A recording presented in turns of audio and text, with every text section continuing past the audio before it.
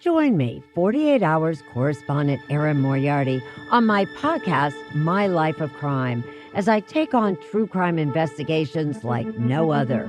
This season, I'm looking into the labyrinth of crime and secrets within families. I'm cutting straight to the evidence and talking to the people directly involved, including investigators and the families of victims. Listen to My Life of Crime with Erin Moriarty wherever you get your podcasts. The Grey Woman by Elizabeth Cleghorn Gaskell, Portion 1. There is a mill by the Neckarside to which many people resort for coffee, according to the fashion which is almost national in Germany. There is nothing particularly attractive in the situation of this mill. It is on the Mannheim, the flat and unromantic, side of Heidelberg. The river turns the mill wheel with a plenteous gushing sound. The outbuildings and the dwelling house of the miller form a well-kept dusty quadrangle.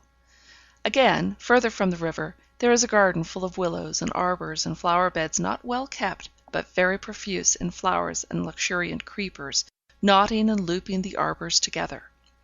In each of these arbours is a stationary table of white painted wood, and light movable chairs of the same colour and material. I went to drink coffee there with some friends in 1840. The stately old miller came out to greet us, as some of the party were known to him of old. He was of a grand build of a man, and his loud musical voice, with its tone, friendly and familiar, his rolling laugh of welcome, went well with the keen bright eye, the fine cloth of his coat, and the general look of substance about the place. Poultry of all kinds abounded in the mill yard, where there were ample means of livelihood for them strewed on the ground, but not content with this, the miller took out handfuls of corn from the sacks, and threw liberally to the cocks and hens that ran almost under his feet in their eagerness. And all the time he was doing this, as it were habitually, he was talking to us, and ever and anon calling to his daughter and the serving maids to bid them hasten the coffee we had ordered. He followed us to an arbour, and saw us served to his satisfaction with the best of everything we could ask for, and then left us to go round to the different arbours, and see that each party was properly attended to. And as he went, this great, prosperous, happy-looking man whistled softly one of the most plaintive airs I ever heard. His family have held this mill ever since the old Palatinate days, or rather, I should say, have possessed the ground ever since then, for 2 successive mills of theirs have been burnt down by the French. If you want to see Scherer in a passion, just talk to him of the possibility of a French invasion. At this moment, still whistling that mournful air, we saw the miller going down the steps that led from the somewhat raised garden into the mill yard, and so I seemed to have lost my chance of putting him in a passion. We had nearly finished our coffee, and our kuchen, and our cinnamon cake, when heavy splashes fell on our thick, leafy covering. Quicker and quicker they came, coming through the tender leaves as if they were tearing them asunder. All the people in the garden were hurrying under shelter, or seeking for their carriages standing outside. Up the steps the miller came hastening with a crimson umbrella, fit to cover every one left in the garden, and followed by his daughter and 1 or 2 maidens, each bearing an umbrella. "Come into the house, come in, I say!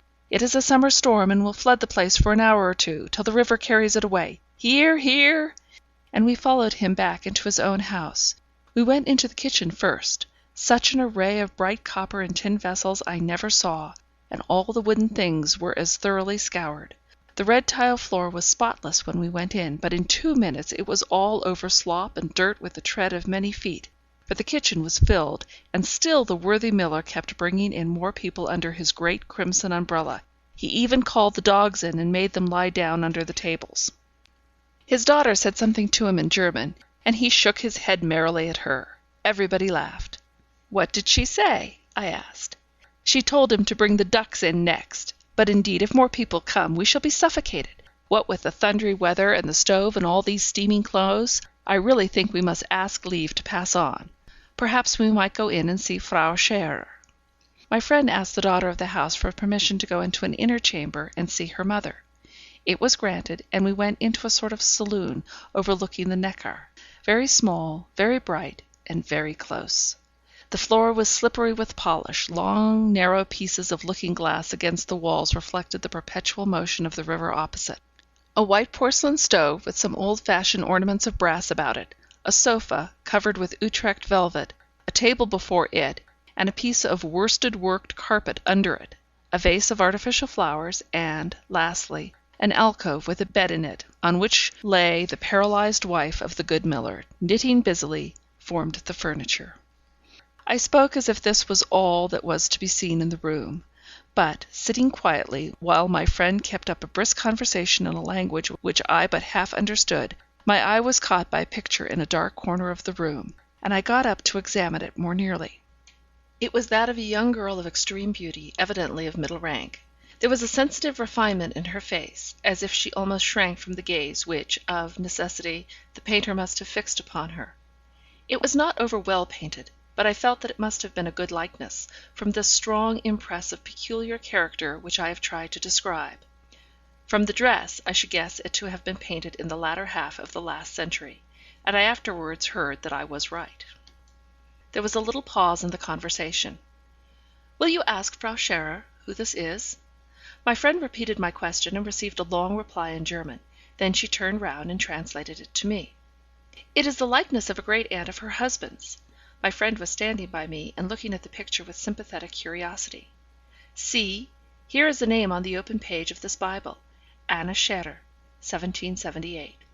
Frau Scherer says there is a tradition in the family that this pretty girl, with her complexion of lilies and roses, lost her colour so entirely through fright that she was known by the name of the Grey Woman. She speaks as if this Anna Scherer lived in some state of lifelong terror, but she does not know details, refers me to her husband for them. She thinks he has some papers which were written by the original of that picture, for her daughter, who died in this very house not long after our friend there was married. We can ask Herr Scherer for the whole story if you like." "Oh yes, pray do," said I. And as our host came in at this moment to ask how we were faring, and to tell us that he had sent to Heidelberg for carriages to convey us home, seeing no chance of the heavy rain abating, my friend, after thanking him, passed on to my request. "Ah," said he, his face changing, "the Aunt Anna had a sad history. It was all owing to one of those hellish Frenchmen, and her daughter suffered for it, the cousin Ursula, as we all called her when I was a child. To be sure, the good cousin Ursula was his child as well. The sins of the fathers are visited on their children. The lady would like to know all about it, would she? Well, there are papers, a kind of apology the Aunt Anna wrote for putting an end to her daughter's engagement, or rather, facts which she revealed, that prevented cousin Ursula from marrying the man she loved, and so she would never have any other good fellow, else I have heard say my father would have been thankful to have made her his wife. All this time he was rummaging in the drawer of an old-fashioned bureau, and now he turned round with a bundle of yellow manuscript in his hand, which he gave to my friend, saying, 'Take it home, and if you care to make out our crabbed German writing, you may keep it as long as you like, and read it at your leisure. Only I must have it back again when you have done with it, that's all.' And so we became possessed of the manuscript of the following letter, which it was our employment, during many a long evening that ensuing winter, to translate, and in some parts to abbreviate. The letter began with some reference to the pain which she had already inflicted upon her daughter by some unexplained opposition to a project of marriage, but I doubt if, without the clue with which the good miller had furnished us, we could have made out even this much from the passionate broken sentences that made us fancy that some scene between the mother and daughter, and possibly a third person, had occurred just before the mother had begun to write. "Thou dost not love thy child, mother. Thou dost not care if her heart is broken. Ah, God! And those words of my beloved Ursula ring in my ears as if the sound of them would fill them when I lay a-dying, and her poor tear-stained face comes between me and everything else. Child, hearts do not break. Life is very tough as well as very terrible, but I will not decide for thee. I will tell thee all, and thou shalt bear the burden of choice. I may be wrong. I have little wit left, and never had much, I think. But an instinct serves me in place of judgment, and that instinct tells me that thou and thy Henry must never be married. Yet I may be in error. I would fain make my child happy. Lay this paper before the good priest Schreisheim. If, after reading it, thou hast doubts which make thee uncertain, only I will tell thee all now, on condition that no spoken word ever passes between us on the subject. It would kill me to be questioned. I should have to see all present again. My father held, as thou knowest, the mill on the Neckar, where thy new-found uncle Scherer now lives. Thou rememberest the surprise with which we were received there last vintage twelvemonth? How thy uncle disbelieved me when I said I was his sister Anna, whom he had long believed to be dead, and how I had to lead thee underneath the picture, painted of me long ago, and point out, feature by feature, the likeness between it and thee, and how, as I spoke, I recalled first to my own mind, and then by speech to his, the details of the time when it was painted, the merry words that passed between us then, a happy boy and girl, the position of the articles of furniture in the room, our father's habits, the cherry tree, now cut down, that shaded the window of my bedroom, through which my brother was wont to squeeze himself, in order to spring on to the topmost bough that would bear his weight, and thence would pass me back his cap, laden with fruit, to where I sat on this window sill, too sick with fright for him to care much for eating the cherries. And at length Fritz gave way, and believed me to be his sister Anna, even as though I were risen from the dead. And thou rememberest how he fetched in his wife, and told her that I was not dead, that was come back to the old house once more, changed as I was. And she would scarce believe him, and scanned me with a cold, distrustful eye, till at length, for I knew her of old as Babette Müller, I said I was well to do, and needed not to seek out friends for what they had to give. And then she asked, not me, but her husband, why I had kept silent so long, leading all, father, brother, every one that loved me in my own dear home, to esteem me dead. And then thine uncle, thou rememberest, said he cared not to know more than I cared to tell, that I was his Anna, found again to be a blessing to him in his old age, as I had been in his boyhood. I thanked him in my heart for his trust, for were the need for telling all less than it seems to me now, I could not speak of my past life.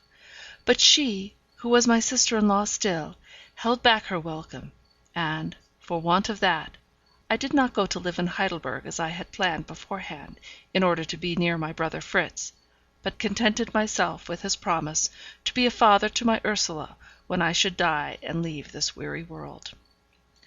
That Babette Müller was, as I may say, the cause of all my life's suffering. She was a baker's daughter in Heidelberg, a great beauty, as people said, and indeed, as I could see for myself, I, too, thou sawest my picture, was reckoned a beauty, and I believe I was so. Babette Müller looked upon me as a rival. She liked to be admired, and had no one much to love her. I had several people to love me, thy grandfather, Fritz, the old servant Katjen, Karl, the head apprentice at the mill, and I feared admiration and notice, and the being stared at as the schöne Müllerin whenever I went to make my purchase in Heidelberg. Those were happy, peaceful days. I had Katjen to help me in the housework, and whatever we did pleased my brave old father, who was always gentle and indulgent towards us women, though he was stern enough with the apprentices in the mill. Karl, the oldest of these, was his favourite, and I can see now that my father wished him to marry me, and that Karl himself was desirous to do so. But Karl was rough-spoken and passionate, not with me, but with the others, and I shrank from him in a way which, I fear, gave him pain. And then came thy uncle Fritz's marriage, and Babette was brought to the mill to be its mistress. Not that I cared much for giving up my post, for, in spite of my father's great kindness, I always feared that I did not manage well for so large a family, with the men and a girl under Katjen. We sat down 11 each night to supper. But when Babette began to find fault with Katjen, I was unhappy at the blame that fell on faithful servants, and by I began to see that Babette was egging on Karl to make more open love to me, and, as she once said, to get done with it, and take me off to a home of my own. My father was growing old, and did not perceive all my daily discomfort. The more Karl advanced, the more I disliked him. He was good in the main, but I had no notion of being married, and could not bear any one who talked to me about it. Things were in this way when I had an invitation to go to Karlsruhe to visit a schoolfellow of whom I had been very fond. Babette was all for my going. I don't think I wanted to leave home, and yet I had been very fond of Sophie Ruprecht. But I was always shy among strangers. Somehow the affair was settled for me, but not until both Fritz and my father had made inquiries as to the character and position of the Rupprechts. They learned that the father had held some kind of inferior position about the Grand Duke's court, and was now dead, leaving a widow, a noble lady, and 2 daughters, the elder of whom was Sophie, my friend. Madame Rupprecht was not rich, but more than respectable, genteel. When this was ascertained, my father made no opposition to my going. Babette forwarded it by all the means in her power, and even my dear Fritz had his word to say in its favour. Only Kätchen was against it. Kätchen and Karl. The opposition of Karl did more to send me to Karlsruhe than anything, for I could have objected to go, but when he took upon himself to ask what was the good of going a-gadding, visiting strangers of whom no one knew anything, I yielded to circumstances, to the pulling of Sophie and the pushing of Babette. I was silently vexed, I remember, at Babette's inspection of my clothes, at the way in which she settled that this gown was too old-fashioned, or that too common, to go with me on my visit to a noble lady, and at the way in which she took upon herself to spend the money my father had given me to buy what was requisite for the occasion. And yet I blamed myself, for every one else thought her so kind for doing all this, and she herself meant kindly too. At last I quitted the mill by the Neckar side. It was a long day's journey, and Fritz went with me to Karlsruhe. The Rupprechts lived on the 3rd floor of a house a little behind one of the principal streets, in a cramped-up court, to which we gained admittance through a doorway in the street. I remember how pinched their rooms looked after the large space we had at the mill, and yet they had an air of grandeur about them which was new to me, and which gave me pleasure, faded as some of it was. Madame Rupprecht was too formal a lady for me. I was never at my ease with her, but Sophie was all that I had recollected her at school, kind, affectionate, and only rather too ready with her expressions of admiration and regard. The little sister kept out of our way, and that was all we needed in the first enthusiastic renewal of our early friendship. The one great object of Madame Rupprecht's life was to retain her position in society, and as her means were much diminished since her husband's death, there was not much comfort, though there was a great deal of show, in their way of living, just the opposite of what it was at my father's house. I believe that my coming was not too much desired by Madame Rupprecht, as I brought with me another mouth to be fed. But Sophie had spent a year or more in entreating for permission to invite me, and her mother, having once consented, was too well bred not to give me a stately welcome. The life in Karlsruhe was very different from what it was at home. The hours were later, the coffee was weaker in the morning, the pottage was weaker, the boiled beef less relieved by other diet, the dresses finer, the evening engagements constant. I did not find these visits pleasant.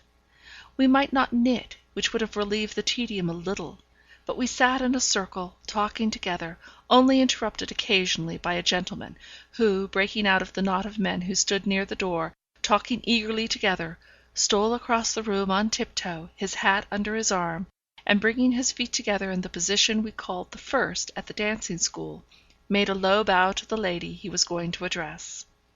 The first time I saw these manners, I could not help smiling, but Madame Rupprecht saw me, and spoke to me next morning rather severely, telling me that, of course, in my country breeding, I could have seen nothing of court manners, or French fashions, but that was no reason for my laughing at them. Of course I tried never to smile again in company.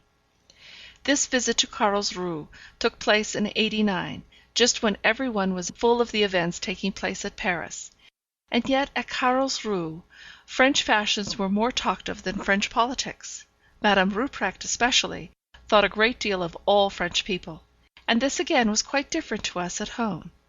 Fritz could hardly bear the name of a Frenchman, and it had nearly been an obstacle to my visit to Sophie that her mother preferred being called Madame to her proper title of Frau. One night I was sitting next to Sophie and longing for the time when we might have supper and go home, so as to be able to speak together, a thing forbidden by Madame Rupprecht's rules of etiquette, which strictly prohibited any but the most necessary conversation passing between members of the same family when in society.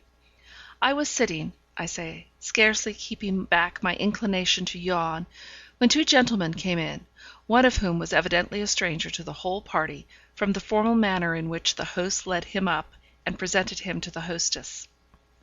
I thought I had never seen any one so handsome or so elegant. His hair was powdered, of course, but one could see from his complexion that it was fair in its natural state. His features were as delicate as a girl's, and set off by two little mouches, as we called patches in those days, one at the left corner of his mouth, the other prolonging, as it were, the right eye. His dress was blue and silver. I was so lost in admiration of this beautiful young man, that I was as much surprised as if the angel Gabriel had spoken to me when the lady of the house brought him forward to present him to me. She called him Monsieur de la Tourelle, and he began to speak to me in French. But though I understood him perfectly, I dared not trust myself to reply to him in that language. Then he tried German, speaking it with a kind of soft lisp that I thought charming. But, before the end of the evening, I became a little tired of the affected softness and effeminacy of his manners, and the exaggerated compliments he paid me, which had the effect of making all the company turn round and look at me. Madame Rupprecht was, however, pleased with the precise thing that displeased me.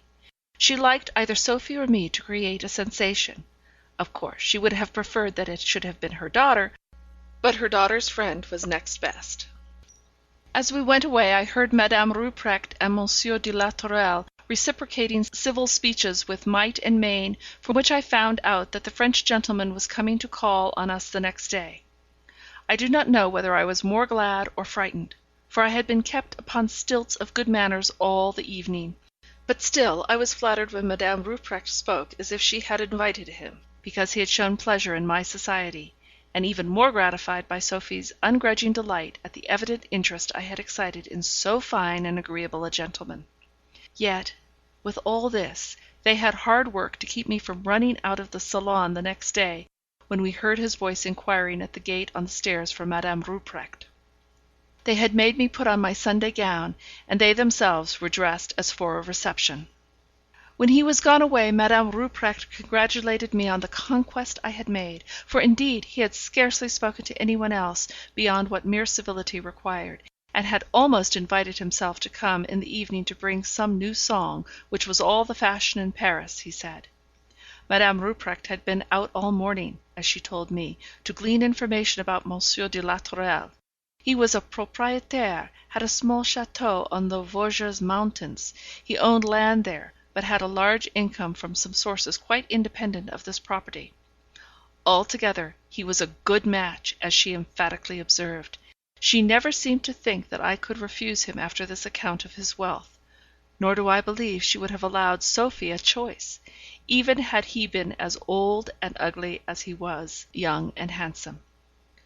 I do not quite know, so many events have come to pass since then and blurred the clearness of my recollections, if I loved him or not. He was very much devoted to me. He almost frightened me by the excess of his demonstrations of love. And he was very charming to everybody around me, who all spoke of him as the most fascinating of men, and of me as the most fortunate of girls. And yet I never felt quite at my ease with him. I was always relieved when his visits were over, although I missed his presence when he did not come. He prolonged his visit to the friend with whom he was staying at Carlsruhe, on purpose to woo me. He loaded me with presents, which I was unwilling to take, only Madame Rupprecht seemed to consider me an effective prude if I refused them. Many of these presents consisted of articles of valuable old jewellery, evidently belonging to his family. By accepting these I doubled the ties which were formed around me by circumstances even more than by my own consent. In those days we did not write letters to absent friends as frequently as is done now, and I had been unwilling to name him in the few letters that I wrote home. At length, however, I learned from Madame Rupprecht that she had written to my father to announce the splendid conquest I had made, and to request his presence at my betrothal. I started with astonishment. I had not realized that affairs had gone so far as this. But when she asked me, in a stern, offended manner, what I had meant by my conduct if I did not intend to marry Monsieur de la Tourelle, I had received his visits, his presents, all his various advances, without showing any unwillingness or repugnance. And it was all true. I had shown no repugnance, though I did not wish to be married to him, at least, not so soon. What could I do? but hang my head, and silently consent to the rapid enunciation of the only course which now remained for me if I would not be esteemed a heartless coquette by all the rest of my days. There was some difficulty, which I afterwards learnt that my sister-in-law had obviated, about my betrothal taking place from home. My father and Fritz especially were for having me return to the mill and there be betrothed, and from thence be married. But the Rupprechts and Monsieur de la Tourelle were equally urgent on the other side, and Babette was unwilling to have the trouble of the commotion at the mill, and also, I think, a little disliked the idea of the contrast of my grander marriage with her own. So my father and Fritz came over to the betrothal. They were to stay at an inn in Carlsruhe for a fortnight, at the end of which time the marriage was to take place. Monsieur de la Tourelle told me he had business at home, which would oblige him to be absent during the interval between the two events, and I was very glad of it, for I did not think that he valued my father and my brother as I could have wished him to do. He was very polite to them, put on all the soft grand manner which he had rather dropped with me, and complimented us all round, beginning with my father and Madame Rupprecht, and ending with little Alvina. But he a little scoffed at the old-fashioned church ceremonies which my father insisted on, and I fancy Fritz must have taken some of his compliments as satire, for I saw certain signs of manner by which I knew that my future husband, for all his civil words, had irritated and annoyed my brother. But all the money arrangements were liberal in the extreme, and more than satisfied, almost surprised, my father. Even Fritz lifted up his eyebrows and whistled. I alone did not care about anything. I was bewitched, in a dream, a kind of despair. I had got into a net through my own timidity and weakness, and I did not see how to get out of it. I clung to my own home people that fortnight as I had never done before. Their voices, their ways were all so pleasant and familiar to me, after the constraint in which I had been living. I might speak and do as I liked without being corrected by Madame Rupprecht, or reproved in a delicate complimentary way by Monsieur de la Tourelle. One day I said to my father that I would rather go back to the dear old mill, but he seemed to feel this speech of mine as a dereliction of duty as great as if I had committed perjury, as if, after the ceremony of betrothal, no one had any right over me but my future husband. And yet he asked me some solemn questions, but my answers were not such as to do me any good. Dost thou know any fault or crime in this man that should prevent God's blessing from resting on thy marriage with him? Dost thou feel aversion or repugnance to him in any way? And to all this what could I say? I could only stammer out that I did not think I loved him enough. And my poor old father saw in this reluctance only the fancy of a silly girl who did not know her own mind, but who had now gone too far to recede. So we were married in the court chapel, a privilege which Madame Rupprecht had used no end of efforts to obtain for us, and which she must have thought was to secure us all possible happiness, both at the time and in recollection afterwards. We were married, and after 2 days spent in festivity at Carlsruhe, among all our new fashionable friends there, I bade good-bye for ever to my dear old father. I had begged my husband to take me by way of Heidelberg to his old castle in the Vosges, but I found an amount of determination under that effeminate appearance and manner for which I was not prepared, and he refused my first request so decidedly that I dared not urge it. "Henceforth, Anna," said he, "you will move in a different sphere of life, and though it is possible that you may have the power of showing favour to your relations from time to time, yet much or familiar intercourse will be undesirable, and is what I cannot allow." I felt almost afraid, after this formal speech, of asking my father and Fritz to come and see me, but when the agony of bidding them farewell overcame all my prudence, I did beg them to pay me a visit ere long. But they shook their heads, and spoke of business at home, of different kinds of life, of my being a Frenchwoman now. Only my father broke out at last with a blessing, and said, "If my child is unhappy, which God forbid, let her remember that her father's house is ever open to her." I was on the point of crying out, "Oh, take me back then now, my father! Oh, my father!" when I felt, rather than saw, my husband present near me. He looked on with a slightly contemptuous air, and taking my hand in his, he led me weeping away, saying that short farewells, were always the best when they were inevitable. It took us 2 days to reach his château in the Vosges, for the roads were bad and the way difficult to ascertain. Nothing could be more devoted than he was all the time of the journey. It seemed as if he were trying in every way to make up for the separation which every hour made me feel the more complete between my present and my former life. I seemed as if I were only now wakening up to a full sense of what marriage was, and I dare say I was not a cheerful companion on the tedious journey. At length, jealousy of my regret for my father and brother got the better of Monsieur de la Tourelle, and he became so much displeased with me that I thought my heart would break with the sense of desolation. So it was in no cheerful frame of mind that we approached Les Rochers, and I thought that perhaps it was because I was so unhappy that the place looked so dreary. On one side, the château looked like a raw, new building, hastily run up for some immediate purpose, without any growth of trees or underwood near it, only the remains of the stone used for the building, not yet cleared away from the immediate neighbourhood, although weeds and lichens had been suffered to grow near and over the heaps of rubbish. On the other were the great rocks from which the place took its name, and rising close against them, as if almost a natural formation, was the old castle, whose building dated many centuries back.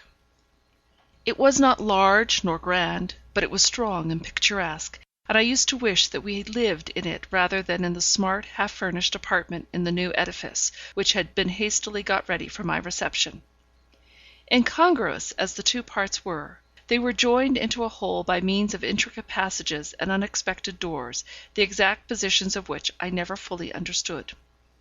Monsieur de la Tourelle led me to a suite of rooms set apart for me, and formally installed me in them, as in a domain of which I was sovereign.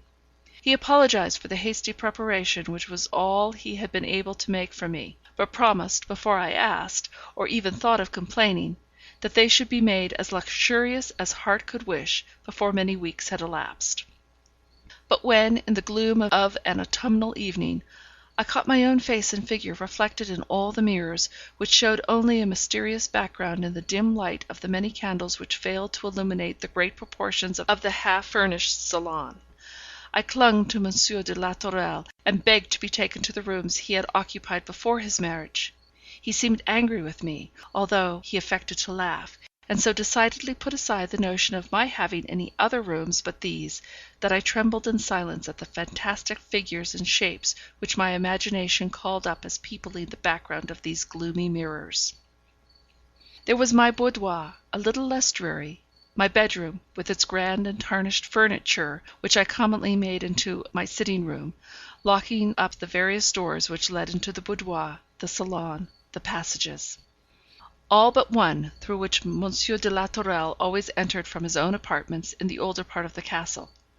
But this preference of mine for occupying my bedroom annoyed Monsieur de la Tourelle, I am sure, though he did not care to express his displeasure. He would always allure me back into the salon, which I disliked more and more from its complete separation from the rest of the building by the long passage into which all the doors of my apartment opened. This passage was closed by heavy doors and portières, through which I could not hear a sound from the other parts of the house, and of course the servants could not hear any movement or cry of mine unless expressly summoned. To a girl brought up as I had been in a household where every individual lived all day in the sight of every other member of the family, never wanted either cheerful words or the sense of silent companionship, this grand isolation of mine was very formidable, and the more so, because Monsieur de la Tourelle, as landed proprietor, sportsman, and what not, was generally out of doors the greater part of every day, and sometimes for 2 or 3 days at a time. I had no pride to keep me from associating with the domestics. It would have been natural to me in many ways to have sought them out for a word of sympathy in those dreary days when I was left so entirely to myself, had they been like our kindly German servants, but I disliked them, one and all, I could not tell why. Some were civil, but there was a familiarity in their civility which repelled me. Others were rude, and treated me more as if I were an intruder than their master's chosen wife. And yet of the two sets, I liked these last the best. The principal male servant belonged to this latter class. I was very much afraid of him. He had such an air of suspicious surliness about him in all he did for me. And yet Monsieur de la Tourelle spoke of him as most valuable and faithful. Indeed, it sometimes struck me that Lefebvre ruled his master in some things, and this I could not make out. For while M. de la Tourelle behaved towards me as if I were some precious toy or idol, to be cherished, and fostered, and petted, and indulged, I soon found out how little I, or apparently any one else, could bend the terrible will of the man who had on first acquaintance appeared too effeminate and languid to exert his will in the slightest particular. I had learnt to know his face better now, and to see that some vehement depth of feeling, the cause of which I could not fathom, made his grey eye glitter with pale light, and his lips contract, and his delicate cheek whiten on certain occasions. But all had been so open and above board at home, that I had no experience to help me to unravel any mysteries among those who lived under the same roof. I understood that I had made what Madame Rupprecht and her set would have called a great marriage, because I lived in château with many servants, bound ostensibly to obey me as a mistress. I understood that M. de la Tourelle was fond enough of me in his way, proud of my beauty, I dare say, for he often enough spoke about it to me. But he was also jealous and suspicious, and uninfluenced by my wishes, unless they tallied with his own. I felt at this time as if I could have been fond of him too, if he would have let me; but I was timid from my childhood, and before long my dread of his displeasure, coming down like thunder in the midst of his love, for such slight causes as a hesitation in reply, a wrong word, or a sigh from my father, conquered my humorous inclination to love one who was so handsome, so accomplished, so indulgent and devoted. But if I could not please him when indeed I loved him, you may imagine how often I did wrong when I was so much afraid of him as to quietly avoid his company for fear of his outbursts of passion. One thing I remember noticing, that the more M. de la Tourelle was displeased with me, the more Lefebvre seemed to chuckle; and when I was restored to favour, sometimes on as sudden an impulse as that which occasioned my disgrace, Lefebvre would look askance at me with his cold malicious eyes; and once or twice, at such times, he spoke most disrespectfully to M. de la Tourelle. I have almost forgotten to say that, in the early days of my life at Les Rochers, M. de la Tourelle, in contemptuous indulgent pity at my weakness in disliking the dreary grandeur of the salon, rode up to the milliner in Paris from whom my corbeille de mariage had come, to desire her to look out for me a maid of middle age, experienced in the toilette, and with so much refinement that she might, on occasion, serve as companion to me. End of Portion 1. Portion 2 of The Grey Woman. The Grey Woman, by Elizabeth Cleghorn Gaskell, Portion 2. A Norman woman, Amante by name, was sent to Les Rochers by the Paris milliner, to become my maid. She was tall and handsome, though upwards of 40, and somewhat gaunt. But, on first seeing her, I liked her. She was neither rude nor familiar in her manners, and had a pleasant look of straightforwardness about her that I had missed in all the inhabitants of the château, and had foolishly set down in my own mind as a national want. Amante was directed by M. de la Tourelle to sit in my boudoir, and to be always within call. He also gave her many instructions as to her duties in matters which, perhaps, strictly belonged to my department of management. But I was young and inexperienced, and thankful to be spared any responsibility. I dare say it was true what M. de la Tourelle said, before many weeks had elapsed, that, for a great lady, a lady of a castle, I became sadly too familiar with my Norman waiting maid. But you know that by birth we were not very far apart in rank. Amante was the daughter of a Norman farmer, I of a German miller. And besides that, my life was so lonely. It almost seemed as if I could not please my husband. He had written for some one capable of being my companion at times, and now he was jealous of my free regard for her, angry because I could sometimes laugh at her original tunes and amusing proverbs, while when with him I was too much frightened to smile. From time to time families from a distance of some leagues drove through the bad roads in their heavy carriages to pay us a visit, and there was an occasional talk of our going to Paris when public affairs should be a little more settled. These little events and plans were the only variations in my life for the first 12 months, if I except the alternations in M. de la Tourelle's temper, his unreasonable anger, and his passionate fondness. Perhaps one of the reasons that made me take pleasure and comfort in Amante's society was, that whereas I was afraid of everybody, I do not think I was half as much afraid of things as of persons. Amante feared no one. She would quietly beard Lefebvre, and he respected her all the more for it. She had a knack of putting questions to Monsieur de la Tourelle, which respectfully informed him that she had detected the weak point, but forbore to press him too closely upon it out of deference to his position as her master. And with all her shrewdness to others, she had quite tender ways with me, all the more so at this time because she knew, what I had not yet ventured to tell Monsieur de la Tourelle, that by and by I might become a mother, that wonderful object of mysterious interest to single women who no longer hoped to enjoy such blessedness themselves. It was once more autumn, late in October, but I was reconciled to my habitation. The walls of the new part of the building no longer looked bare and desolate. The debris had been so far cleared away by Monsieur de la Tourelle's desire as to make me a little flower garden, in which I tried to cultivate those plants that I remembered as growing at home. Amante and I had moved the furniture in the rooms, and adjusted it to our liking. My husband had ordered many an article from time to time that he thought would give me pleasure, and I was becoming tame to my apparent imprisonment in a certain part of the great building, the whole of which I had never yet explored. It was October, as I say, once more. The days were lovely, though short in duration, and Monsieur de la Tourelle had occasion, so he said, to go to that distant estate, the superintendence of which so frequently took him away from home. He took Lefebvre with him, and possibly some more of the lackeys. He often did, and my spirits rose a little at the thought of his absence. And then the new sensation that he was the father of my unborn babe came over me, and I tried to invest him with this fresh character. I tried to believe that it was his passionate love for me that made him so jealous and tyrannical, imposing, as he did, restrictions on my very intercourse with my dear father, from whom I was so entirely separated, as far as personal intercourse was concerned. I had, it is true, let myself go into a sorrowful review of all the troubles which lay hidden beneath the seeming luxury of my life.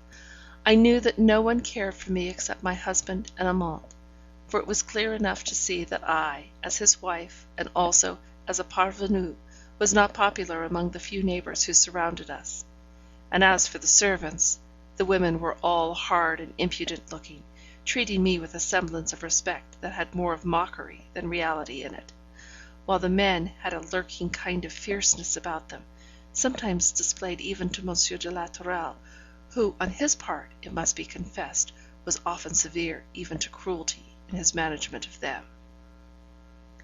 My husband loved me, I said to myself, but I said it almost in the form of a question. His love was shown fitfully, and more in ways calculated to please himself than to please me. I felt that for no wish of mine would he deviate one tittle from any predetermined course of action. I had learnt the inflexibility of those thin, delicate lips. I knew how anger would turn his fair complexion to deadly white, and bring the cruel light into his pale eyes. The love I bore to any one seemed to be a reason for his hating them, and so I went on pitying myself one long dreary afternoon during that absence of his of which I have spoken, only sometimes remembering to check myself in my murmurings by thinking of the new unseen link between us, and then crying afresh to think how wicked I was. Oh, how well I remember that long October evening! Amante came in from time to time, talking away to cheer me, talking about dress and Paris, and I hardly know what, but from time to time looking at me keenly with her friendly dark eyes, and with serious interest too, though all her words were about frivolity. At length she heaped the fire with wood, drew the heavy silken curtains close, for I had been anxious hitherto to keep them open, so that I might see the pale moon mounting the skies, as I used to see her, the same moon, rise from behind the Kaiserstuhl at Heidelberg. The sight made me cry, so Amante shut it out. She dictated to me as a nurse does to a child. "Now, madame must have the little kitten to keep her company," she said, "while I go and ask Martin for a cup of coffee." I remember that speech, and the way it roused me, for I did not like Amante to think I wanted amusing by a kitten. It might be my petulance, but this speech, such as she might have made to a child, annoyed me, and I said that I had reason for my lowness of spirits, meaning that they were not of so imaginary a nature that I could be diverted from them by the gambols of a kitten. So though I did not choose to tell her all, I told her a part, and as I spoke, I began to suspect that the good creature knew much of what I withheld, and that the little speech about the kitten was more thoughtfully kind than it had seemed at first. I said that it was so long since I had heard from my father, that he was an old man, and so many things might happen, I might never see him again. And I so seldom heard from him or my brother. It was a more complete and total separation than I had ever anticipated when I married, and something of my home and my life previous to my marriage I told the good Amante, for I had not been brought up as a great lady, and the sympathy of any human being was precious to me. Amante listened with interest, and in return told me some of the events and sorrows of her own life. Then, remembering her purpose, she set out in search of the coffee, which ought to have been brought to me an hour before, but in my husband's absence my wishes were but seldom attended to, and I never dared to give orders. Presently she returned, bringing the coffee and a great large cake. "See," said she, setting it down. "Look at my plunder. Madame must eat. Those who eat always laugh, and, besides, I have a little news that will please madame." Then she told me that, lying on a table in the great kitchen, was a bundle of letters come by the courier from Strasbourg that very afternoon. Then, fresh from her conversation with me, she had hastily untied the string that bound them, but had only just traced out one that she thought was from Germany, when a servant man came in, and, with the start he gave her, she dropped the letters, which he picked up, swearing at her for having untied and disarranged them. She told him that she believed there was a letter there for her mistress, but he only swore the more, saying that if there was, it was no business of hers, or of his either, for that he had the strictest orders always to take all letters that arrived during his master's absence into the private sitting room of the latter, a room into which I had never entered, although it opened out of my husband's dressing room. I asked Amante if she had not conquered and brought me this letter. "No, indeed," she replied. It was almost as much as her life was worth to live among such a set of servants. It was only a month ago that Jacques had stabbed Valentine for some jesting talk. Had I never missed Valentine, that handsome young lad who carried up the wood into my salon? Poor fellow! He lies dead and cold now, and they said in the village he had put an end to himself. Those of the household knew better. Oh! I need not be afraid. Jacques was gone, no one knew where, but with such people it was not safe to upbraid or insist. Monsieur would be at home the next day, and it would not be long to wait. But I felt as if I could not exist till the next day without the letter. It might be to say that my father was ill, dying. He might cry for his daughter from his deathbed. In short, there was no end to the thoughts and fancies that haunted me. It was of no use for Amante to say that, after all, she might be mistaken, that she did not read writing well, that she had had but a glimpse of the address. I let my coffee cool, my food all became distasteful, and I wrung my hands with impatience to get at the letter and have some news of my dear ones at home. All the time Amante kept her imperturbable good temper, first reasoning, then scolding. At last she said, as if wearied out, that if I would consent to make a good supper, she would see what could be done as to our going to Monsieur's room in search of the letter, after the servants were all gone to bed. We agreed to go together when all was still, and look over the letters. There could be no harm in that. And yet, somehow, we were such cowards we dared not do it openly, and in the face of the household. Presently my supper came up, partridges, bread, fruits, and cream. How well I remember that supper! We put the untouched cake away in a sort of buffet, and poured the cold coffee out of the window, in order that the servants might not take offence at the apparent fancifulness of sending down for food I could not eat. I was so anxious for all to be in bed, that I told the footman who served that he need not wait to take away the plates and dishes, but might go to bed.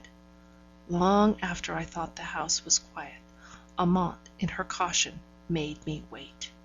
It was past 11 before we set out, with cat-like steps and veiled light, along the passages, to go to my husband's room and steal my own letter, if it was indeed there, a fact about which Amante had become very uncertain in the progress of our discussion. To make you understand my story, I must now try to explain to you the plan of the château. It had been at one time a fortified place of some strength, perched on the summit of a rock which projected from the side of the mountain. But additions had been made to the old building, which must have borne a strong resemblance to the castles overhanging the Rhine, and these new buildings were placed so as to command a magnificent view, being on the steepest side of the rock, from which the mountain fell away, as it were, leaving the great plain of France in full survey. The ground plan was something of the shape of 3 sides of an oblong. My apartments in the modern edifice occupied the narrow end, and had this grand prospect. The front of the castle was old, and ran parallel to the road far below. In this were contained the offices and public rooms of various descriptions, into which I never penetrated. The back wing, considering the new building, in which my apartments were, as the centre, consisted of many rooms, of a dark and gloomy character, as the mountainside shut out much of the sun, and heavy pine woods came down within a few yards of the windows. Yet on this side, on a projecting plateau of the rock, my husband had formed the flower garden of which I have spoken, for he was a great cultivator of flowers in his leisure moments. Now, my bedroom was the corner room of the new buildings on the part next to the mountains. Hence, I could have let myself down into the flower garden by my hands on the window sill on one side, without danger of hurting myself, while the windows at right angles with these looked sheer down a descent of 100 feet at least. Going still farther along this wing, you came to the old building. In fact, these 2 fragments of the ancient castle had formerly been attached by some such connecting apartments as my husband had rebuilt. These rooms belonged to Monsieur de la Tourelle. His bedroom opened into mine. His dressing room lay beyond, and that was pretty nearly all I knew, for the servants, as well as he himself, had a knack of turning me back, under some pretence, if they ever found me walking about alone, as I was inclined to do when I first came, from a sort of curiosity to see the whole of the place of which I had found myself mistress. Monsieur de la Tourelle never encouraged me to go out alone, either in a carriage or for a walk, saying always that the roads were unsafe in those disturbed times.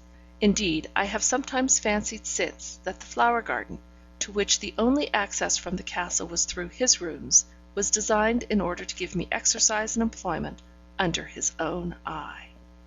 But, to return to that night, I knew, as I have said, that Monsieur de la Tourelle's private room opened out of his dressing room, and this out of his bedroom, which again opened into mine, the corner room.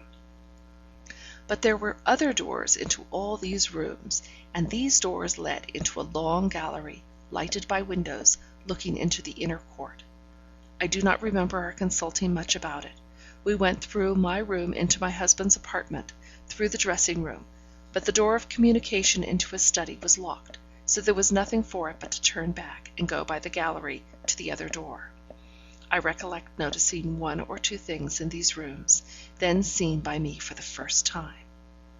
I remember the sweet perfume that hung in the air, the scent bottles of silver that decked his toilet table, and the whole apparatus for bathing and dressing, more luxurious even than those which he had provided for me. But the room itself was less splendid in its proportions than mine. In truth, the new buildings ended at the entrance to my husband's dressing room.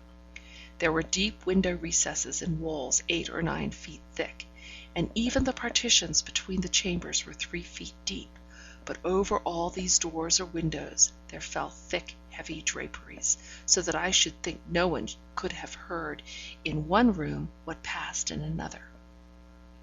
We went back into my room and out into the gallery. We had to shade our candle, from a fear that possessed us, I don't know why, lest some of the servants in the opposite wing might trace our progress towards the part of the castle unused by any one except my husband. Somehow, I had always the feeling that all the domestics, except Amante, were spies upon me, and that I was trammelled in a web of observation and unspoken limitation extending over all my actions. There was a light in the upper room. We paused, and Amante would have again retreated, but I was chafing under the delays. What was the harm of seeking my father's unopened letter to me in my husband's study? I, generally the coward, now blamed Amante for her unusual timidity. But the truth was, she had far more reason for suspicion as to the proceedings of that terrible household than I had ever known of. I urged her on. I pressed on myself. We came to the door, locked, but with the key in it. We turned it. We entered. The letters lay on the table, their white oblongs catching the light in an instant and revealing themselves to my eager eyes, hungering after the words of love from my peaceful, distant home. But just as I pressed forward to examine the letters, the candle which Amante held, caught in some draught, went out, and we were in darkness. Amante proposed that we should carry the letters back to my salon, collecting them as well as we could in the dark, and returning all but the expected one for me. But I begged her to return to my room, where I kept tinder and flint, and to strike a fresh light, and I remained alone in the room, of which I could only just distinguish the size and the principal articles of furniture: a large table, with a deep overhanging cloth in the middle, escritoire, and other heavy articles against the walls. All this I could see as I stood there, my hand on the table close by the letters, my face towards the window, which, both from the darkness of the wood growing high up the mountain side, and the faint light of the declining moon, seemed only like an oblong of paler, purpler black than the shadowy room. How much I remembered from my one instantaneous glance before the candle went out, how much I saw as my eyes became accustomed to the darkness, I do not know. But even now, in my dreams, comes up that room of horror, distinct in its profound shadow. Amante could hardly have been gone a minute before I felt an additional gloom before the window, and heard soft movements outside, soft but resolute, and continued until the end was accomplished, and the window raised. In mortal terror of people forcing an entrance at such an hour, and in such a manner as to leave no doubt of their purpose, I would have turned to fly when first I heard the noise, only that I feared by any quick motion to catch their attention, as I also ran the danger of doing by opening the door, which was all but closed, and to whose handling I was unaccustomed. Again, quick as lightning, I bethought me of the hiding place between the locked door to my husband's dressing room and the portière which covered it. But I gave that up. I felt as if I could not reach it without screaming or fainting. So I sank down softly, and crept under the table, hidden, as I hoped, by the great deep table cover with its heavy fringe. I had not recovered my swooning senses fully, and was trying to reassure myself as to my being in a place of comparative safety, for, above all things, I dreaded the betrayal of fainting, and struggled hard for such courage as I might attain by deadening myself to the danger I was in by inflicting intense pain on myself. You have often asked me the reason of that mark on my hand. It was there, in my agony, I bit out a piece of flesh with my relentless teeth, thankful for the pain, which helped to numb my terror. I say, I was but just concealed within, I heard the window lifted, and one after another stepped over the sill, and stood by me so close that I could have touched their feet. Then they laughed and whispered. My brain swam so that I could not tell the meaning of their words, but I heard my husband's laughter among the rest, low, hissing, scornful, as he kicked something heavy that they had dragged in over the floor, and which laid near me, so near that my husband's kick, in touching it, touched me too. I don't know why, I can't tell how, but some feeling, and not curiosity, prompted me to put out my hand, ever so softly, ever so little, and feel in the darkness for what lay spurned beside me. I stole my groping palm up the clenched and chilly hand of a corpse. Strange to say, this roused me to an instant vividness of thought. Till this moment I had almost forgotten Amante. Now I planned with feverish rapidity how I could give her a warning not to return, or rather, I should say, I tried to plan, for all my projects were utterly futile, as I might have seen from the first. I could only hope she would hear the voices of those who were now busy in trying to kindle a light, swearing awful oaths at the mislaid articles which would have enabled them to strike fire. I heard her step outside coming nearer and nearer. I saw from my hiding place the line of light beneath the door more and more distinctly. Close to it her footstep paused. The men inside, at the time I thought they had been only 2, but I found out afterwards there were 3, paused in their endeavours, and were quite still, as breathless as myself, I suppose. Then she slowly pushed the door open with gentle motion, to save her flickering candle from being again extinguished. For a moment all was still. Then I heard my husband say, as he advanced towards her, he wore riding boots, the shape of which I knew well, as I could see them in the light, "Amante, may I ask what brings you here into my private room?" He stood between her and the dead body of a man, from which ghastly heap I shrank away as it almost touched me, so close were we all together. I could not tell whether she saw it or not. I could give her no warning, nor make any dumb utterance of signs to bid her what to say, if indeed I knew myself what would be best for her to say. Her voice was quite changed when she spoke, quite hoarse and very low, yet it was steady enough as she said, what was the truth, that she had come to look for a letter which she believed had arrived for me from Germany. Good, brave Amante! Not a word about me!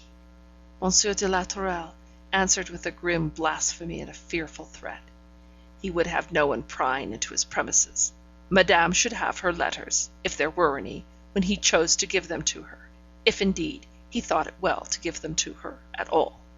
As for Amante, this was her first warning, but it was also her last. And taking the candle out of her hand, he turned her out of the room, his companions discreetly making a screen, so as to throw the corpse into deep shadow. I heard the key turn in the door after her.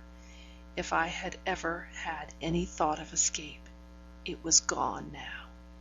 I only hoped that whatever was to befall me might soon be over, for the tension of nerve was growing more than I could bear. The instant she could be supposed to be out of hearing, 2 voices began speaking in the most angry terms to my husband, upbraiding him for not having detained her, gagged her, nay, one was for killing her, saying he had seen her eye fall on the face of the dead man, whom he now kicked in his passion. Though the form of their speech was as if they were speaking to equals, yet in their tone there was something of fear. I am sure my husband was their superior, or captain, or somewhat. He replied to them almost as if he were scoffing at them, saying it was such an expenditure of labour having to do with fools, that 10 to 1 the woman was only telling the simple truth, and that she was frightened enough by discovering her master in his room to be thankful to escape and return to her mistress, to whom he could easily explain on the morrow how he happened to return in the dead of night. But his companions fell to cursing me, and saying that since Monsieur de la Tourelle had been married he was fit for nothing but to dress himself fine and scent himself with perfume, that, as for me, they could have got him 20 girls prettier, and with far more spirit in them. He quietly answered that I suited him, and that was enough. All this time they were doing something, I could not see what, to the corpse. Sometimes they were too busy rifling the dead body, I believe, to talk. Again, they let it fall with a heavy, resistless thud, and took to quarrelling. They taunted my husband with angry vehemence, enraged at his scoffing and scornful replies, his mocking laughter. Yes, holding up his poor dead victim, the better to strip him of whatever he wore that was valuable. I heard my husband laugh, just as he had done when exchanging repartee in the little salon of the Ruprechts at Carlsruhe. I hated and dreaded him from that moment. At length, as if to make an end of the subject, he said, with cool determination in his voice, "Now, my good friends, what is the use of all this talking, when you know in your hearts that, if I suspected my wife of knowing more than I choose of my affairs, she would not outlive the day. Remember Victorine, because she merely joked about my affairs in an imprudent manner, and rejected my advice to keep a prudent tongue, to see what she liked, but ask nothing and say nothing. She has gone a long journey, longer than to Paris." This one is different to her. We all know that Madame Victorine knew. She was such a chatterbox. But this one may find out a vast deal and never breathe a word about it, she is so sly. Some fine day we may have the country raised, and the gendarmes down upon us from Strasbourg, and all owing to your pretty doll with her cunning ways of coming over you. I think this roused Monsieur de la Tourelle a little from his contemptuous indifference, for he ground an oath through his teeth, and said, "Feel! This dagger is sharp, Henri. If my wife breathes a word, and I am such a fool as not to have stopped her mouth effectually before she can bring down gendarmes upon us, just let that good steel find its way to my heart. Let her guess but one tittle. Let her have but one slight suspicion that I am not a grand propriétaire, much less imagine that I am chief of chauffeur, and she follows Victorine on the long journey beyond Paris that very day. She'll outwit you yet. I never judged women well. Those still, silent ones are the devil. She'll be off during some of your absences, having picked out some secret that will break us all on the wheel. Bah! Said his voice, and then in a minute he added, let her go if she will. But where she goes, I will follow. So don't cry before you're hurt. By this time they had nearly stripped the body, and the conversation turned on what they should do with it. I learnt that the dead man was a Sieur de Poissy, a neighbouring gentleman, whom I had often heard of as hunting with my husband.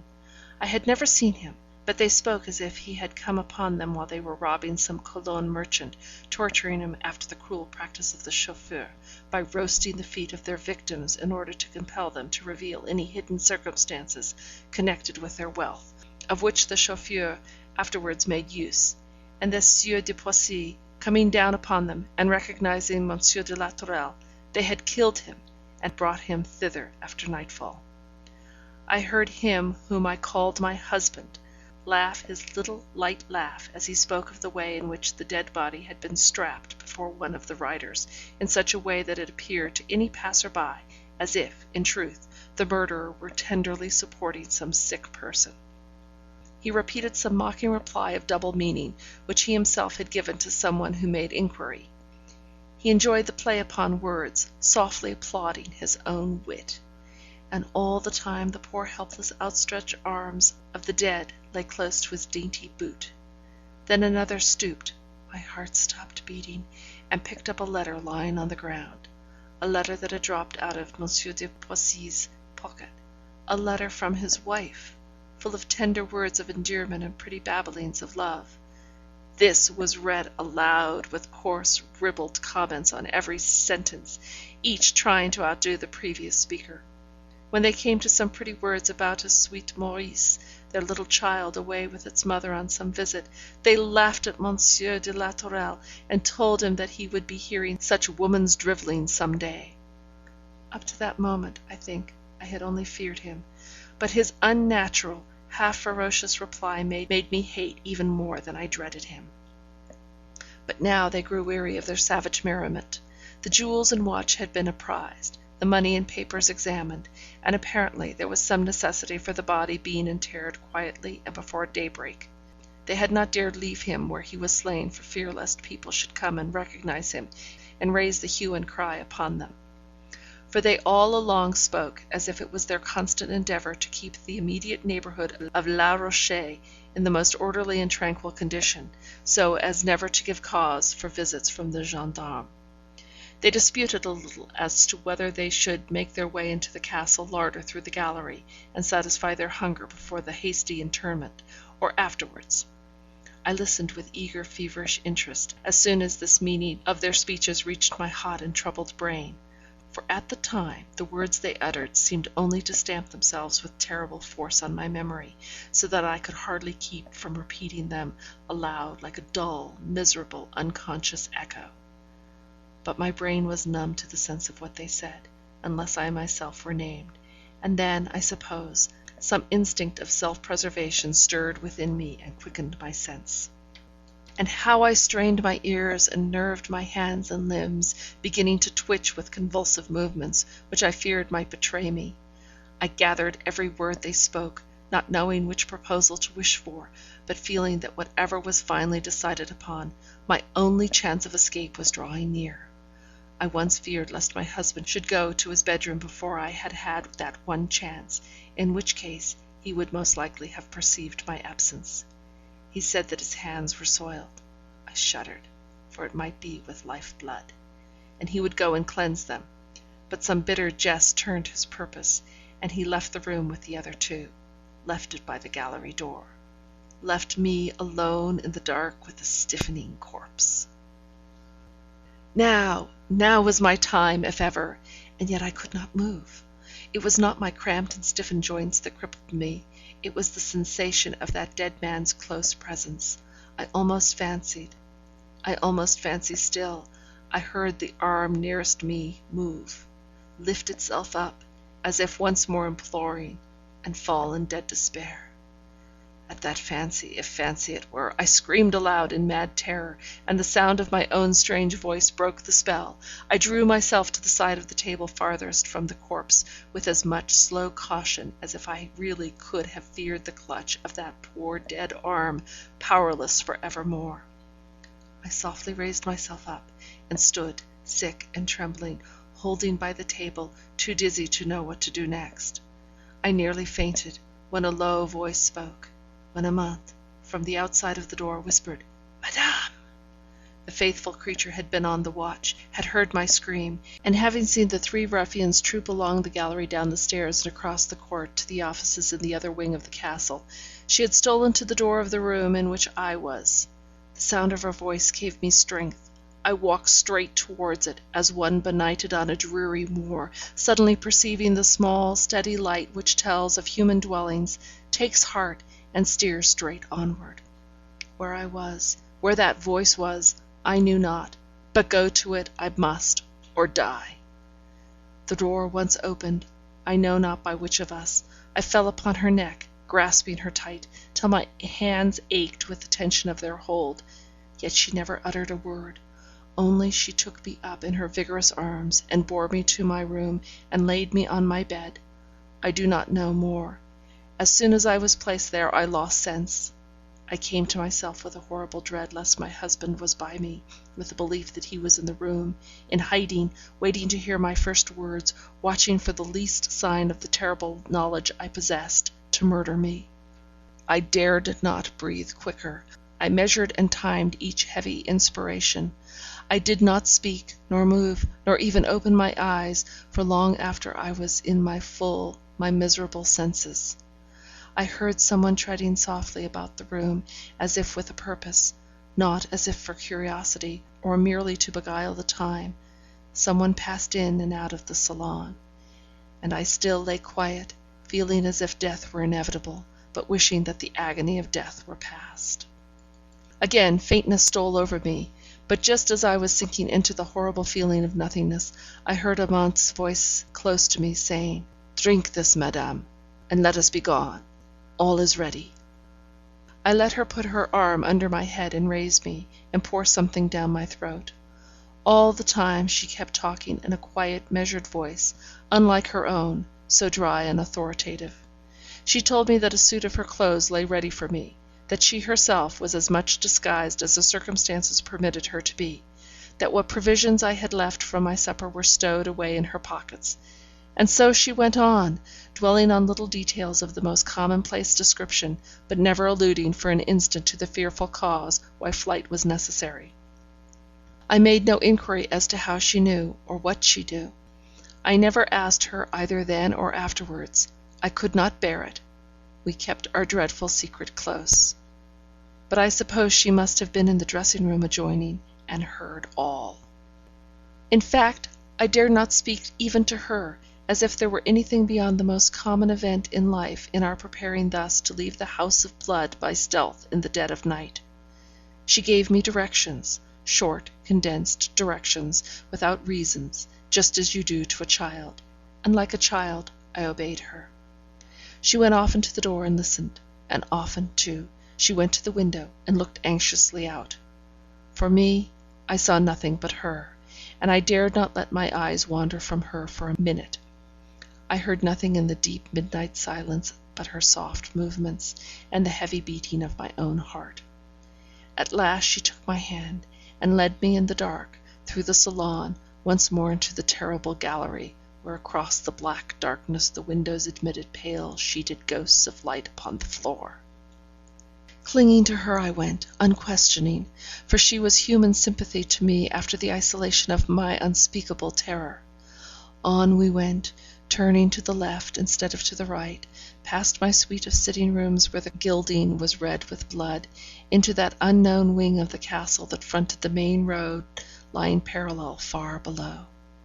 She guided me along the basement passages to which we had now descended, until we came to a little open door, through which the air blew chill and cold, bringing for the first time a sensation of life to me. The door led into a kind of cellar, through which we groped our way to an opening like window, but which, instead of being glazed, was only fenced with iron bars, 2 of which were loose, as Amante evidently knew, for she took them out with the ease of one who had performed the action often before, and then helped me to follow her out into the free, open air. We stole round the end of the building, and on turning the corner, she first, I felt her hold on me tighten for an instant, and the next step I, too, heard distant voices and the blows of a spade upon the heavy soil, for the night was very warm and still. We had not spoken a word. We did not speak now. Touch was safer and as expressive. She turned down towards the high road. I followed. I did not know the path. We stumbled again and again, and I was much bruised, so doubtless was she, but bodily pain did me good. At last we were on the plainer path of the high road. I had such faith in her that I did not venture to speak, even when she paused, as wondering to which hand she should turn. But now, for the first time, she spoke. "Which way did you come when he brought you here first?" I pointed. I could not speak. We turned in the opposite direction, still going along the high road. In about an hour we struck up to the mountain side, scrambling far up before we even dared to rest, far up and away again before the day had fully dawned. Then we looked about for some place of rest and concealment, and now we dared to speak in whispers. Amante told me that she had locked the door of communication between his bedroom and mine, and, as in a dream, I was aware that she had also locked and brought away the key of the door between the latter and the salon.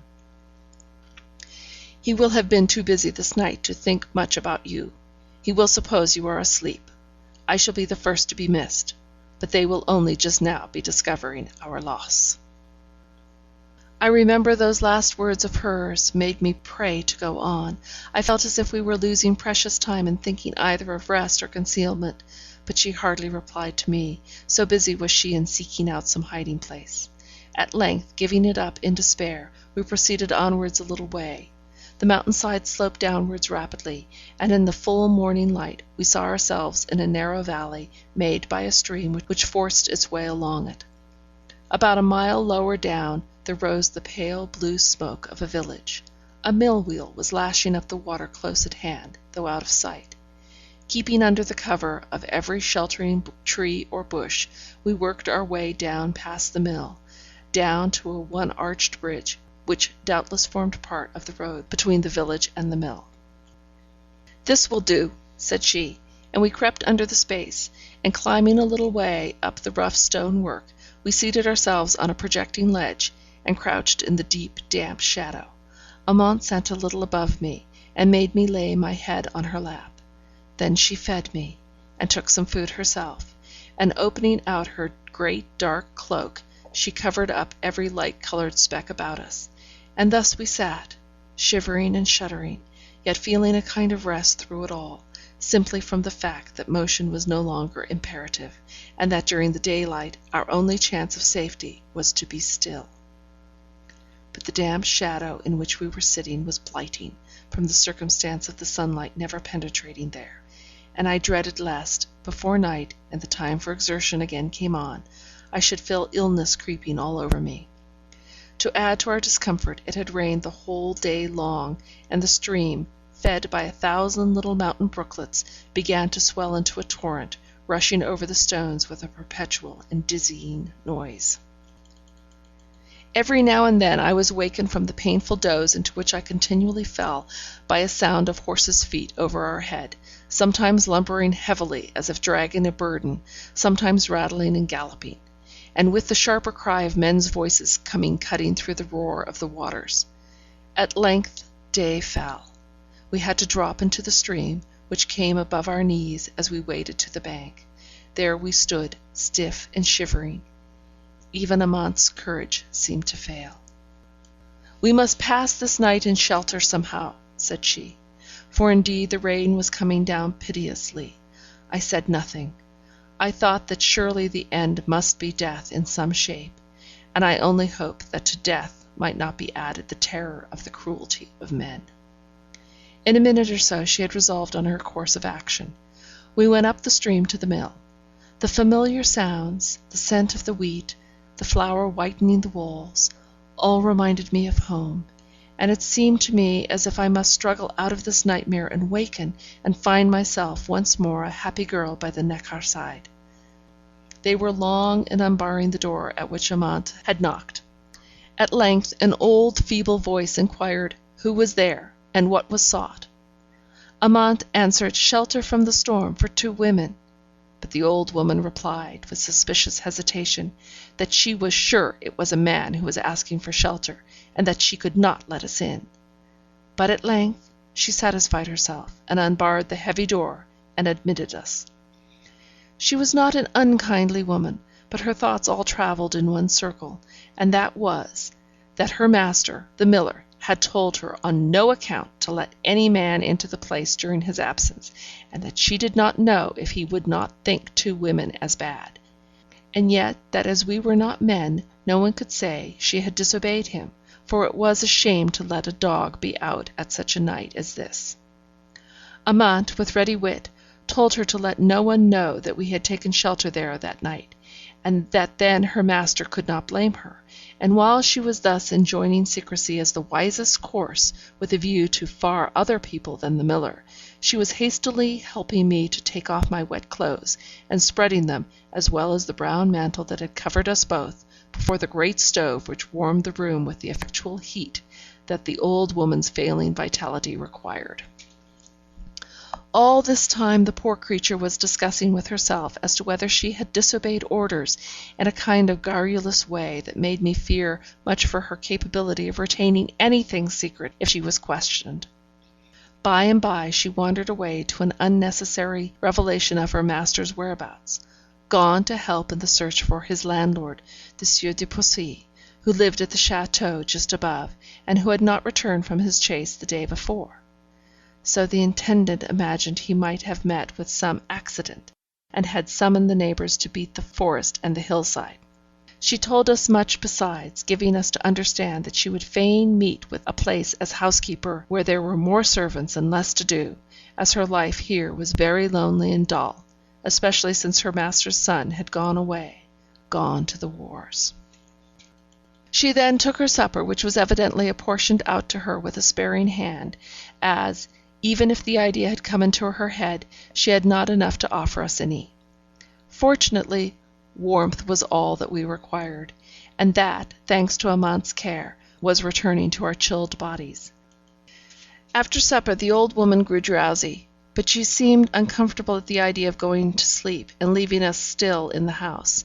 Indeed, she gave us pretty broad hints as to the propriety of our going once more out into the bleak and stormy night, but we begged to be allowed to stay under shelter of some kind, and, at last, a bright idea came over her, and she bade us mount by a ladder to a kind of loft, which went half over the lofty mill kitchen in which we were sitting.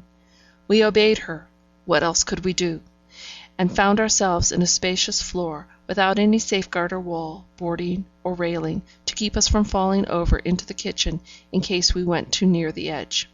It was, in fact, the storeroom or garret for the household. There was bedding piled up, boxes and chests, mill sacks, the winter store of apples and nuts, bundles of old clothes, broken furniture, and many other things. No sooner were we up there than the old woman dragged the ladder, by which we had ascended, away with a chuckle, as if she was now secure that we could do no mischief. and sat herself down again once more to doze and await her master's return. We pulled out some bedding, and gladly laid ourselves down on our dried clothes, and in some warmth, hoping to have the sleep we so much needed to refresh ourselves and prepare us for the next day. But I could not sleep, and I was aware, from her breathing, that Amante was equally wakeful. We could both see through the crevices between the boards that formed the flooring into the kitchen below, very partially lighted by the common lamp that hung against the wall near the stove on the opposite side to that on which we were. End of Portion 2. Portion 3 of The Grey Woman. The Grey Woman by Elizabeth Cleghorn Gaskell. Portion 3. Far on in the night there were voices outside, reached us in our hiding place. An angry knocking at the door, and we saw, through the chinks, the old woman rouse herself up to go and open it for her master, who came in, evidently half drunk.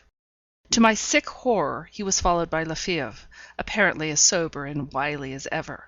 They were talking together as they came in, disputing about something. But the miller stopped the conversation to swear at the old woman for having fallen asleep, and, with tipsy anger, and even with blows, drove the poor old creature out of the kitchen to bed. Then he and Lefebvre went on talking about the Sieur de Poissy's disappearance.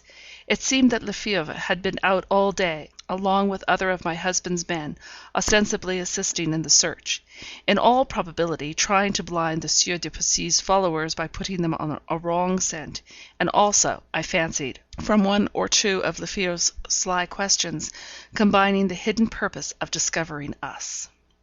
Although the miller was tenant and vassal to the Sieur de Poissy, he seemed to me to be much more in league with the people of Monsieur de la Tourelle. He was evidently aware, in part, of the life which Lefebvre and the others led, although, again, I do not suppose he knew or imagined one half of their crimes. And also, I think, he was seriously interested in discovering the fate of his master, little suspecting Lefebvre of murder or violence. He kept talking himself and letting out all sorts of thoughts and opinions, watched by the keen eyes of Lefebvre gleaming out below his shaggy eyebrows. It was evidently not the cue of the latter to let out that his master's wife had escaped from that vile and terrible den, but though he never breathed a word relating to us, not the less was I certain he was thirsting for our blood, and lying in wait for us at every turn of events. Presently he got up and took his leave, and the miller bolted him out and stumbled off to bed. Then we fell asleep, and slept sound and long. The next morning, when I awoke, I saw Amante, half raised, resting on one hand, and eagerly gazing with straining eyes into the kitchen below. I looked too, and both heard and saw the miller and two of his men eagerly and loudly talking about the old woman, who had not appeared as usual to make the fire in the stove and prepare her master's breakfast, and who now, late on in the morning, had been found dead in her bed. Whether from the effect of her master's blows the night before, or from natural causes, who can tell? The miller's conscience upbraided him a little, I should say, for he was eagerly declaring his value for his housekeeper, and repeating how often she had spoken of the happy life she led with him.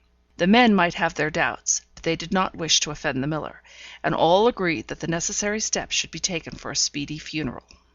And so they went out, leaving us in our loft, but so much alone that, for the first time almost, we ventured to speak freely, though still in hushed voice, pausing to listen continually.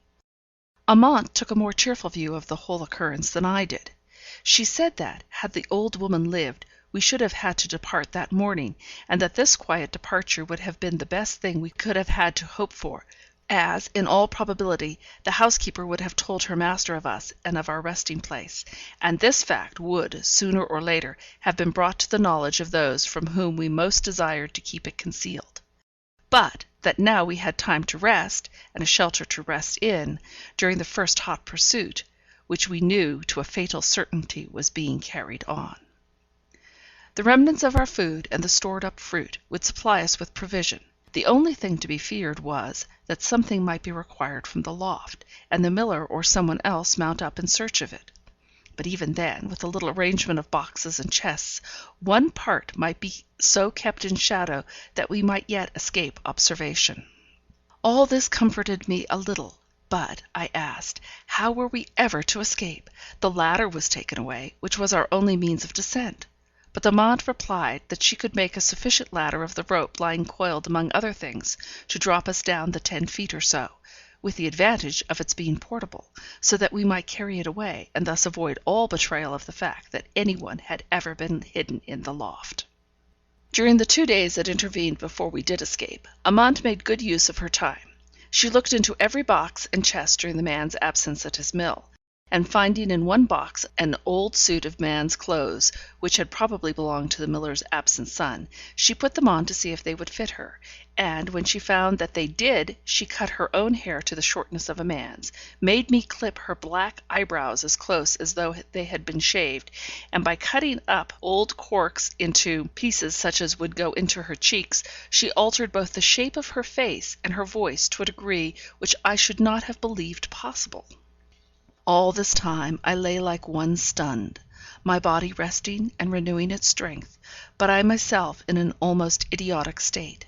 Else surely I could not have taken the stupid interest which I remember I did in all Amante's energetic preparations for disguise. I absolutely recollect once the feeling of a smile coming over my stiff face as some new exercise of her cleverness proved a success. But towards the 2nd day she required me, too, to exert myself, and then all my heavy despair returned. I let her dye my fair hair and complexion with the decaying shells of the stored-up walnuts. I let her blacken my teeth, and even voluntarily broke a front tooth, the better to effect my disguise. But through it all I had no hope of evading my terrible husband. The 3rd night the funeral was over, the drinking ended, the guests gone. The miller put to bed by his men, being too drunk to help himself. They stopped a little while in the kitchen, talking and laughing about the new housekeeper likely to come, and they, too, went off, shutting but not locking the door. Everything favoured us. Amante had tried her ladder on one of the 2 previous nights, and could, by a dexterous throw from beneath, unfasten it from the hook to which it was fixed when it had served its office. She made up a bundle of worthless old clothes, in order that we might the better preserve our characters of a travelling pedlar and his wife. She stuffed a hump on her back. She thickened my figure. She left her own clothes deep down beneath a heap of others in the chest from which she had taken the man's dress which she wore, and with a few francs in her pocket, the sole money we had either of us about us when we escaped, we let ourselves down the ladder, unhooked it, and passed into the cold darkness of night again. We had discussed the route which it would be well for us to take while we lay perdu in our loft. Amante had told me then that her reason for inquiring, when we first left Les Roches, by which way I had first been brought to it, was to avoid the pursuit which she was sure would first be made in the direction of Germany; but that now she thought we might return to that district of country where my German fashion of speaking French would excite least observation. I thought that Amante herself had something peculiar in her accent, which I had heard Monsieur de la Tourelle sneer at as Norman patois, but I said not a word beyond agreeing to her proposal that we should bend our steps towards Germany. Once there, we should, I thought, be safe. Alas! I forgot the unruly time that was overspreading all Europe, overturning all law, and all the protection which law gives. How we wandered, not daring to ask our way; how we lived, how we struggled through many a danger and still more terrors of danger, I shall not tell you now. I will only relate 2 of our adventures before we reached Frankfort.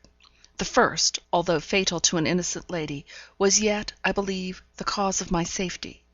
The second, I shall tell you, that you may understand why I did not return to my former home, as I had hoped to do when we lay in the miller's loft, and I first became capable of groping after an idea of what my future life might be. I cannot tell you how much in these doubtings and wanderings I became attached to Amante. I have sometimes feared since, lest I cared for her only because she was so necessary to my own safety. But no, it was not so, or not so only, or principally. She said once that she was flying for her own life as well as for mine, but we dared not speak much on our danger, or on the horrors that had gone before.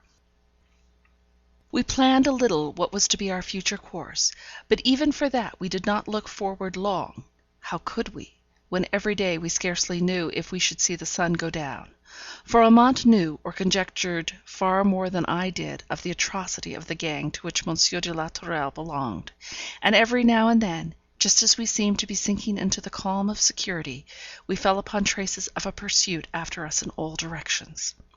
Once, I remember, we must have been nearly 3 weeks wearily walking through unfrequented ways, day after day, not daring to make inquiry as to our whereabouts, nor yet to seem purposeless in our wanderings. We came to a kind of lonely roadside farriers and blacksmiths. I was so tired that Amante declared that, come what might, we would stay there all night, and accordingly she entered the house and boldly announced herself as a travelling tailor, ready to do any odd jobs of work that might be required, for a night's lodging and food for herself and wife. She had adopted this plan once or twice before, and with good success, for her father had been a tailor in Rouen, and as a girl she had often helped him with his work, and knew the tailor's slang and habits, down to the particular whistle and cry which in France tells so much to those of a trade. At this blacksmith's, as at most other solitary houses far away from a town, there was not only a store of men's clothes laid by as wanting mending when the housewife could afford time, but there was a natural craving after news from a distance, such news as a wandering tailor is bound to furnish. The early November afternoon was closing into evening as we sat down, she cross-legged, on the great table in the blacksmith's kitchen, drawn close to the window. I close behind her, sewing at another part of the same garment, and from time to time well scolded by my seeming husband. All at once she turned round to speak to me. It was only one word: courage. I had seen nothing. I sat out of the light, but I turned sick for an instant, and then I braced myself up into a strange strength of endurance to go through I knew not what. The blacksmith's forge was in a shed beside the house, and fronting the road. I heard the hammers stop plying their continual rhythmical beat. She had seen why they ceased. A rider had come up to the forge and dismounted, leading his horse in to be reshod. The broad red light of the forge fire had revealed the face of the rider to Amante, and she apprehended the consequence that really ensued. The rider, after some words with the blacksmith, was ushered in by him into the house place where we sat. "Here, good wife, a cup of wine and some galette for this gentleman." Anything, madam, that I can eat and drink in my hand while my horse is being reshod. I am in haste and must get on to Forbach to-night." The blacksmith's wife lighted her lamp. Amante had asked her for it 5 minutes before. How thankful we were that she had not more speedily complied with our request. As it was, we sat in dusk shadow, pretending to stitch away, but scarcely able to see. The lamp was placed on the stove, near which my husband, for it was he, stood and armed himself. By and by he turned round and looked all over the room, taking us in with the same degree of interest as the inanimate furniture. Amante, cross-legged, fronting him, stooped over her work, whistling softly all the while. He turned again to the stove, impatiently rubbing his hands. He had finished his wine and galette, and wanted to be off. "I am in haste, my good woman. Ask thy husband to get on more quickly. I will pay him double if he makes haste." The woman went out to do his bidding, and he once more turned round to face us. Amante went on to the second part of the tune. He took it up, whistled a second for an instant or so, and then the blacksmith's wife re-entering, he moved towards her, as if to receive her answer the more speedily. "One moment, monsieur, only one moment. There was a nail out of the off fore-shoe, which my husband is replacing. It would delay monsieur again if that shoe also came off." "Madame is right," said he, "but my haste is urgent. If madame knew my reasons, she would pardon my impatience. Once a happy husband, now a deserted and betrayed man. I pursue a wife on whom I lavished all my love, but who has abused my confidence, and fled from my house, doubtless to some paramour, carrying off with her all the jewels and money on which she could lay her hands. It is possible madame may have heard or seen something of her. She was accompanied in her flight by a base profligate woman from Paris, whom I, unhappy man, had myself engaged for my wife's waiting maid, little dreaming what corruption I was bringing into my house." "Is it possible?" said the good woman, throwing up her hands. Amante went on whistling a little lower, out of respect to the conversation. "However, I am tracing the wicked fugitives. I am on their track." And the handsome, effeminate face looked as ferocious as any demon's. "They will not escape me, but every minute is a minute of misery to me, till I meet my wife. Madame has sympathy, has she not?" He drew his face into a hard, unnatural smile, and then both went out to the forge, as if once more to hasten the blacksmith over his work. Amante stopped her whistling for one instant. "Go on as you are, without change of an eyelid even. In a few minutes he will be gone, and it will be over." It was a necessary caution, for I was on the point of giving way and throwing myself weakly upon her neck. We went on, she whistling and stitching, I making semblance to sew. And it was well we did so, for almost directly he came back for his whip, which he had laid down and forgotten, and again I felt one of those sharp, quick scanning glances, sent all around the room, and taking in all. Then we heard him ride away, and then, it had been long too dark to see well, I dropped my work and gave way to my trembling and shuddering. The blacksmith's wife returned. She was a good creature. Amante told her I was cold and weary, and she insisted on my stopping my work and going to sit near the stove, hastening, at the same time, her preparations for supper, which, in honour of us and of Monsieur's liberal payment, was to be a little less frugal than ordinary. It was well for me that she made me taste a little of the cider soup she was preparing, or I could not have held up, in spite of Amante's warning look, and the remembrance of her frequent exhortations to act resolutely up to the characters we had assumed, whatever befell. To cover my agitation, Amante stopped her whistling and began to talk, and, by the time the blacksmith came in, she and the good woman of the house were in full flow. He began at once upon the handsome gentleman who had paid him so well. All his sympathy was with him, and both he and his wife only wished he might overtake his wicked wife, and punish her as she deserved. And then the conversation took a turn, not uncommon to those whose lives are quiet and monotonous. Everyone seemed to vie with each other in telling about some horror, and the savage and mysterious band of robbers called the Chauffeurs, who infested all the roads leading to the Rhine, with Schinderhannes at their head, furnished many a tale which made the very marrow of my bones run cold, and quenched even Amante's power of talking. Her eyes grew large and wild, her cheeks blanched, and for once she sought by her looks help from me. The new call upon me roused me. I rose and said, with their permission, my husband and I would seek our bed, for that we had travelled far and were early risers. I added that we would get up betimes and finish our piece of work. The blacksmith said we should be early birds if we rose before him, and the good wife seconded my proposal with kindly bustle. One other such story as those they had been relating, and I do believe Amante would have fainted. As it was, a night's rest set her up. We arose and finished our work betimes, and shared the plentiful breakfast of the family. Then we had to set forth again, only knowing that to Forbach we must not go, yet believing, as was indeed the case, that Forbach lay between us and that Germany to which we were directing our course. 2 days more we wandered on, making a round, I suspect, and returning upon the road to Forbach, a league or two nearer to that town than the blacksmith's house.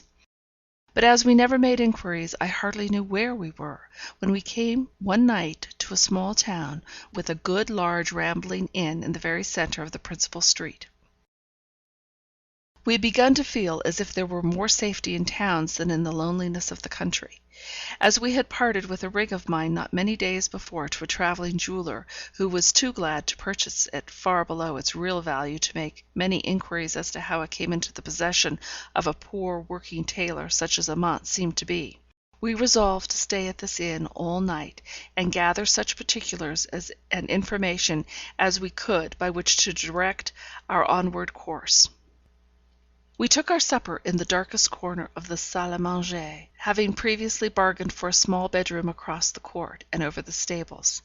We needed food sorely, but we hurried on our meal from dread of any one entering that public room who might recognize us. Just in the middle of our meal, the public diligence drove lumbering up under the porte cochère, and disgorged its passengers. Most of them turned into the room where we sat, cowering and fearful, for the door was opposite to the porter's lodge, and both opened on to the wide covered entrance from the street.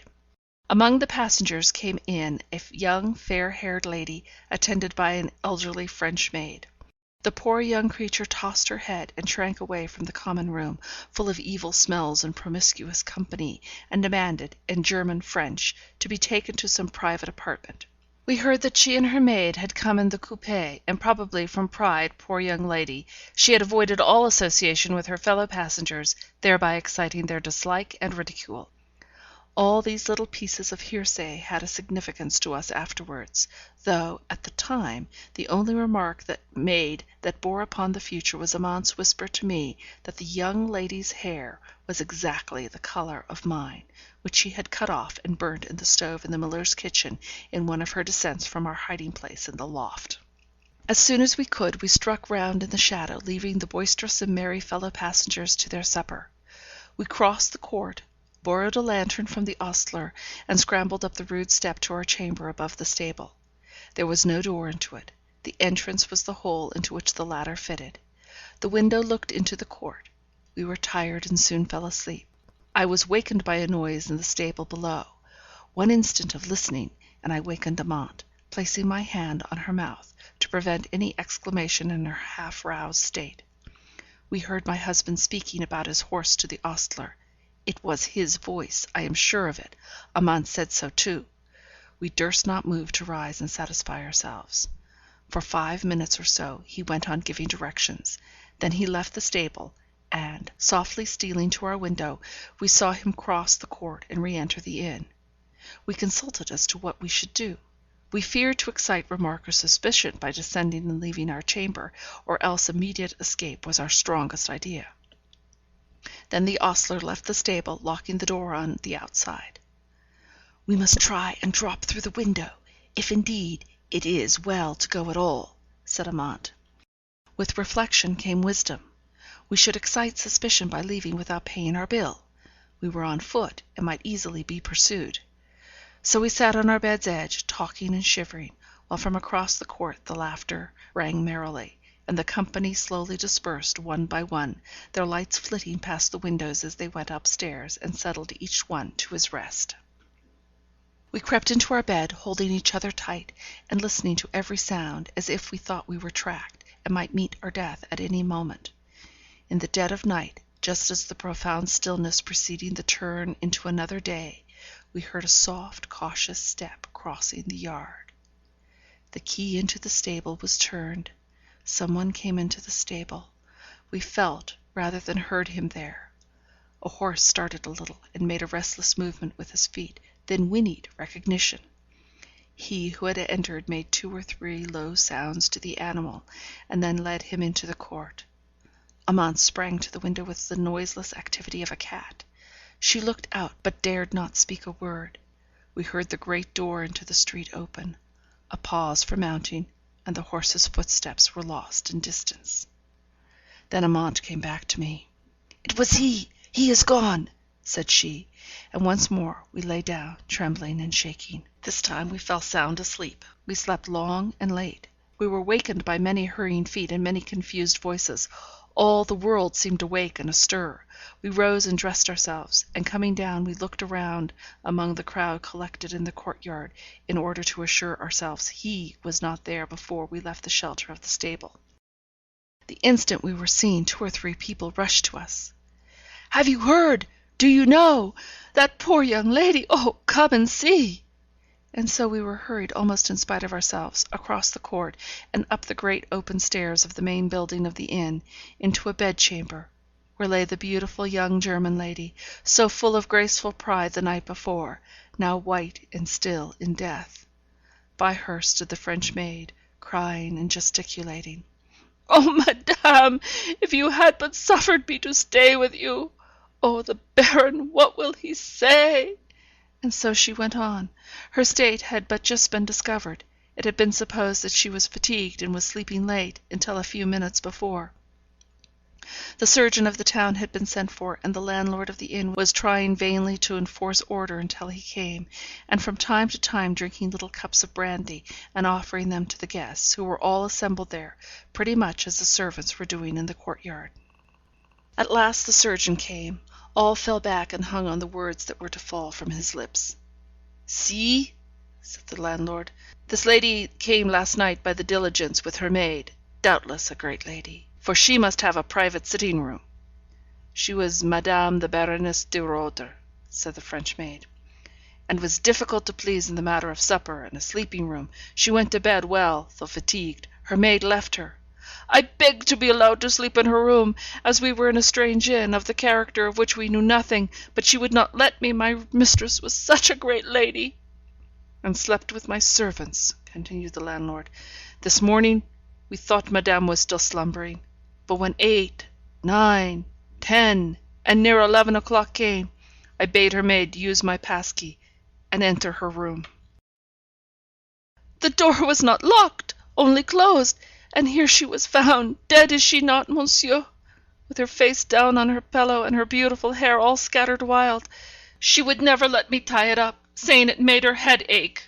Such hair!" said the waiting maid, lifting up a long golden tress, and letting it fall again. I remembered Amante's words the night before, and crept close up to her. Meanwhile the doctor was examining the body underneath the bedclothes, which the landlord, until now, had not allowed to be disarranged. The surgeon drew out his hand, all bathed and stained with blood, and holding up a short, sharp knife with a piece of paper fastened round it. "Here has been foul play," he said. "The deceased lady has been murdered. This dagger was aimed straight at her heart." Then putting on his spectacles, he read the writing on the bloody paper, dimmed and horribly obscured as it was.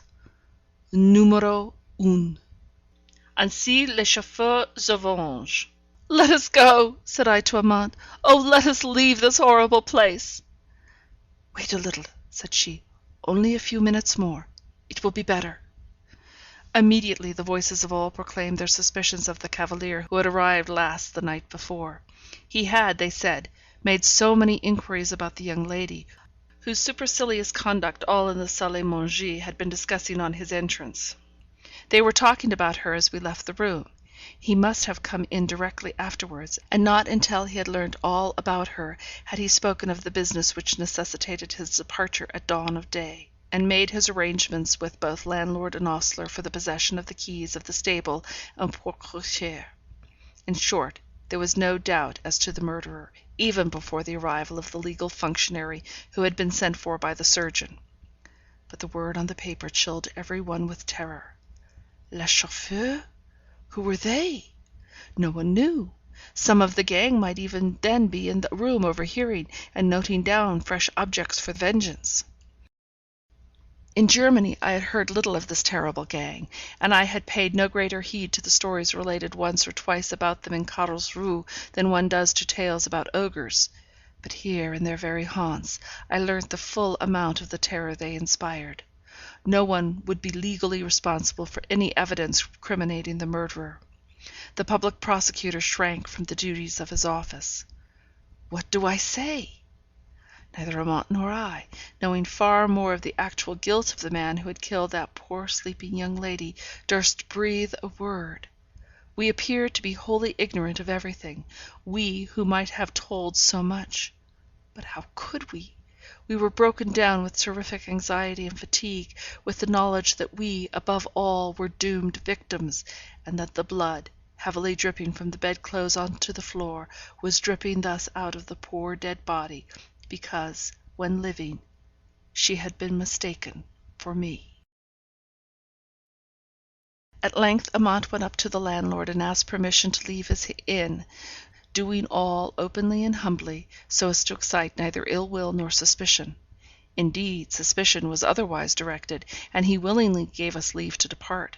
A few days afterwards we were across the Rhine, in Germany, making our way towards Frankfurt, but still keeping our disguises, and Amante still working at her trade. On the way we met a young man, a wandering journeyman from Heidelberg. I knew him, although I did not choose that he should know me. I asked him as carelessly as I could how the old miller was now.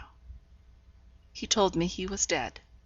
This realization of the worst apprehensions caused by his long silence shocked me inexpressibly. It seemed as though every prop gave way from under me. I had been talking to Amante only that very day of the safety and comfort of the home that awaited her in my father's house, of the gratitude which the old man would feel towards her, and how there, in that peaceful dwelling, far away from the terrible land of France, she should find ease and security for all the rest of her life.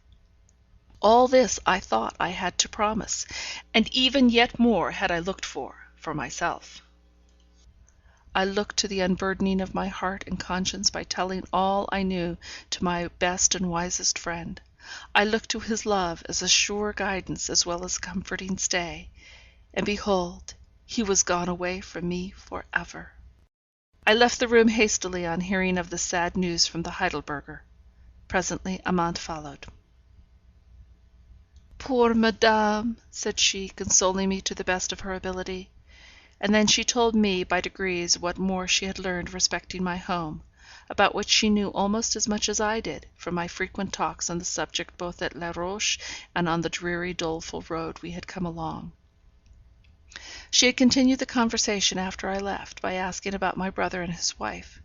Of course, they lived on at the mill, but the man said, with what truth I know not, but I believed it firmly at the time, that Babette had completely got the upper hand of my brother, who only saw through her eyes and heard with her ears; that there had been much Heidelberg gossip of late days about her sudden intimacy with a grand French gentleman who had appeared at the mill, a relation by marriage, married, in fact, to the miller's sister, who, by all accounts, had behaved abominably and ungratefully.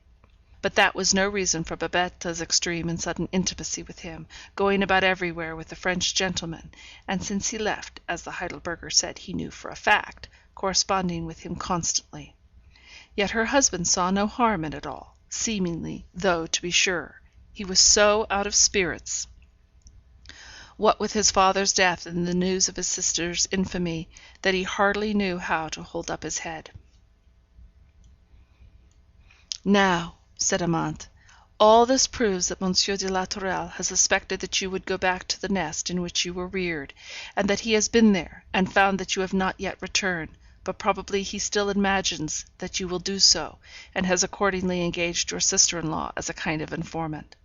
Madame has said that her sister-in-law bore her no extreme goodwill, and the defamatory story he has got the start of us in spreading will not tend to increase the favour in which your sister-in-law holds you.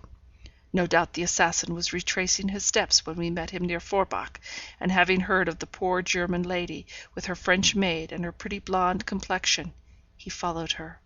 If madame will still be guided by me, and my child, I beg of you still to trust me," said Amante, breaking out of her respectful formality into the way of talking more natural to those who had shared and escaped from common dangers, more natural, too, where the speaker was conscious of a power of protection which the other did not possess. "We will go on to Frankfort, and lose ourselves, for a time at least, in the numbers of people who throng a great town. And you have told me that Frankfort is a great town. We will still be husband and wife. We will take a small lodging, and you shall housekeep and live indoors. I, as the rougher and the more alert, will continue my father's trade, and seek work at the tailors' shops." I could think of no better plan, so we followed this out. In a back street at Frankfort we found 2 furnished rooms to let on a 6th story. The one we entered had no light from day; a dingy lamp swung perpetually from the ceiling, and from that, or from the open door leading into the bedroom beyond, came our only light.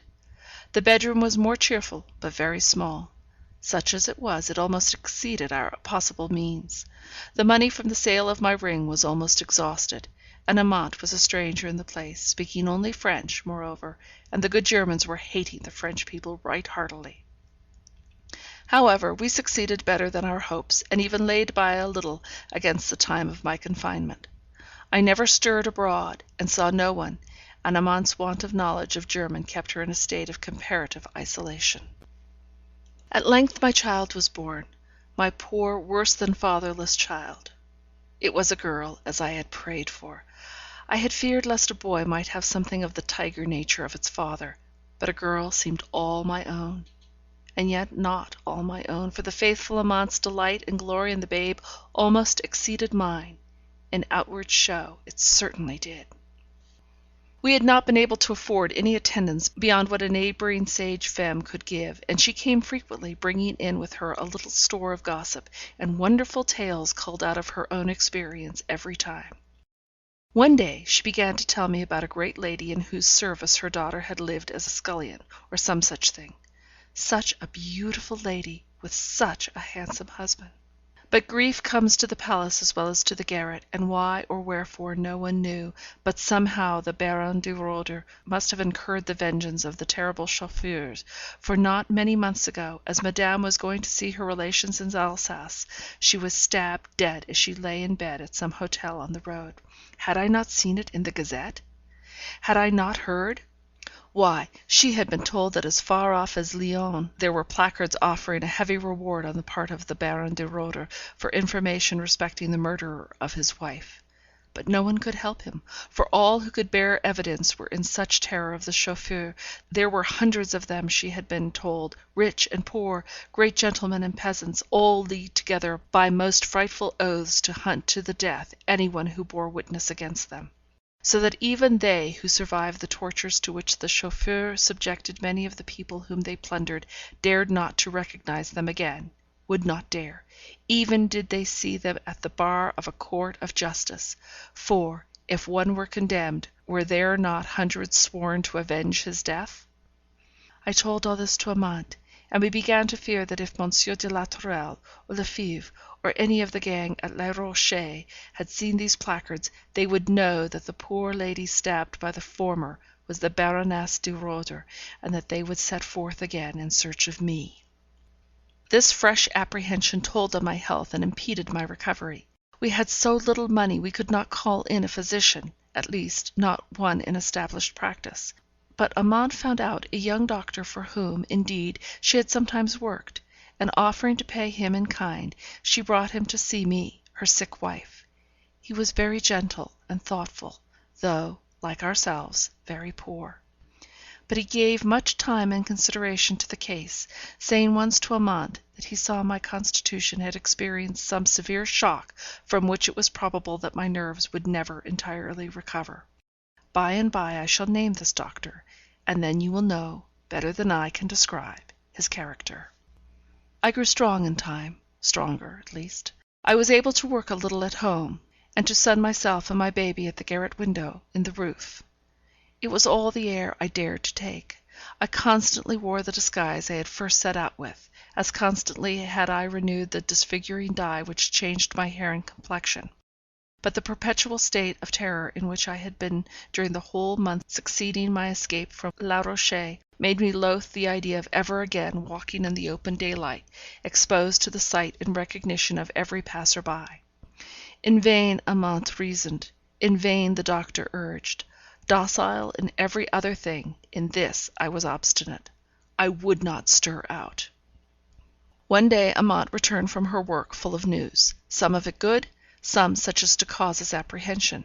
The good news was this: the master for whom she worked as journeyman was going to send her with some others to a great house at the other side of Frankfurt, where there were to be private theatricals, and where many new dresses and much alteration of old ones would be required. The tailors employed were all to stay at this house until the day of representation was over, as it was at some distance from the town, and no one could tell when their work would be ended, but the pay was to be proportionally good. The other thing she had to say was this: she had that day met the travelling jeweller to whom she and I had sold my ring. It was a rather peculiar one, given to me by my husband. We had felt at the time that it might be the means of tracing us, but we were penniless and starving, and what else could we do? She had seen that this Frenchman had recognized her at the same instant that she did him, and she thought at the same time that there was a gleam of more than common intelligence in his face as he did so. This idea had been confirmed by his following her for some way on the other side of the street, but she had evaded him with her better knowledge of the town and the increasing darkness of the night. Still, it was well that she was going to such a distance from our dwelling on the next day, and she had brought me in a stock of provisions, begging me to keep within doors, with a strange kind of fearful oblivion of the fact that I had never set foot beyond the threshold of the house since I had first entered it, scarce ever ventured down the stairs. But although my poor, my dear, very faithful Amante was like one possessed that last night, she spoke continually of the dead, which is a bad sign for the living. She kissed you.